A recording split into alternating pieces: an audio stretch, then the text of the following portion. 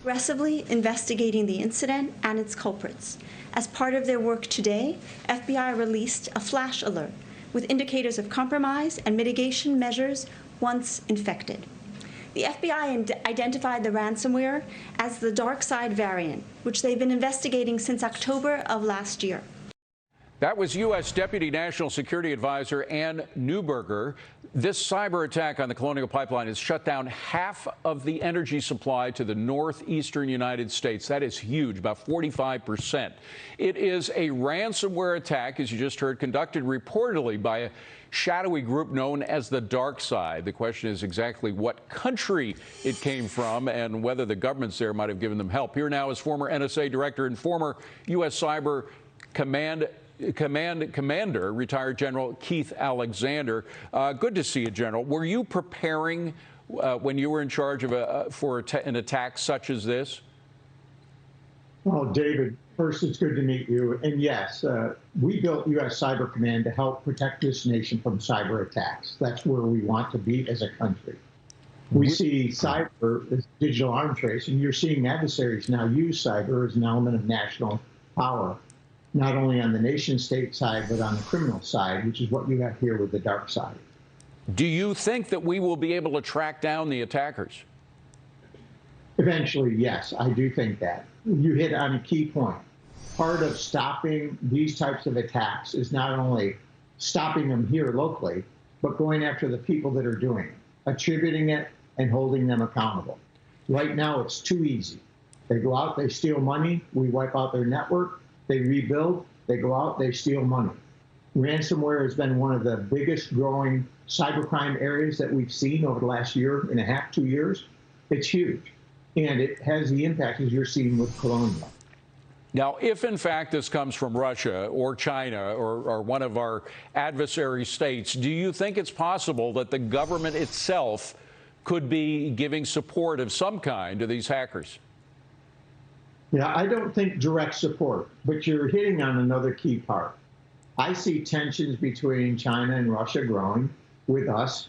You see that on what's going on in eastern Ukraine. You see that what's going on in the Pacific with Taiwan, with Hong Kong, with the South China Sea, and recent aggression in the Japanese islands. I think both China and Russia will look at us in cyber. In this case, though, they allow their people to moonlight at night. I'm not saying that the people in Dark Side are coming out of Russian active groups, but it's possible. And or they were former Russian military or civilian leaders in their government using cyber as their offensive capabilities. So they have tremendous credentials and capabilities to attack, and that's what we're seeing here. I do believe there is a nexus between the government. I think the government turns a blind eye, in this case Russia, turns a blind eye to these kinds of attacks and allows them to hit and steal money. It furthers their purposes, it hurts the United States, and they can say we didn't know about it. Yeah. They throw up their hands. Yeah, we didn't know what was happening behind the curtain. I want to ask though about the Biden administration, particularly because one of the great things about the past few years is we became an energy independent country. That may be ending soon as we shut down a lot of pipelines and a lot of other exploration projects and fracking and such. I'm just wondering if the shutdown of the Keystone Pipeline, pulling the plug on the Keystone Pipeline project, whether that had anything to do with this attack, whether the attackers saw this as a vulnerability, a particular vulnerability to the United States right now. I don't believe that's the case. I believe what they're doing is they're looking across a broad spectrum of potential targets.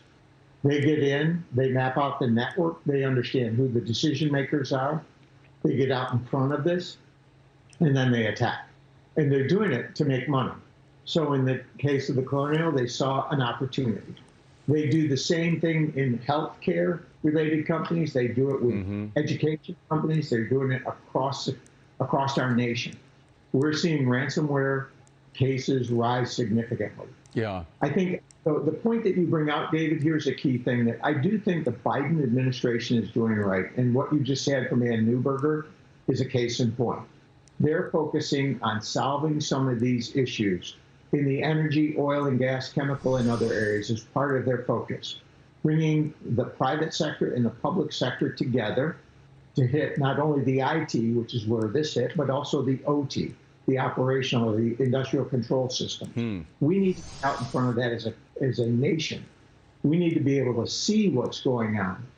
I think, David, the real issue that our nation faces right now, and that you're hitting on, there's a tremendous economy that we have. It's amazing. That's what supported the military I was in and our intelligence community. That's what they're attacking. Yeah. Our government can't see those attacks. We, the private sector, have to help the government see those, create a radar picture, if you will, for cyber. General, we have to run, but I just want to ask about cyber currency and its role in all this. That's how these attackers want to get paid off, because it's dark money, if you will. It's money that avoids certain financial paths that we could trace.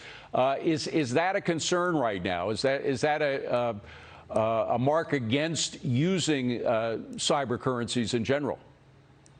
It's clearly an issue that we face, because they can use cryptocurrencies to hide who they are and wash that. So that is a problem, something that the regulators are going to have to get out in front of. General Keith Alexander, great to see you, General. Thank you so much. Appreciate it.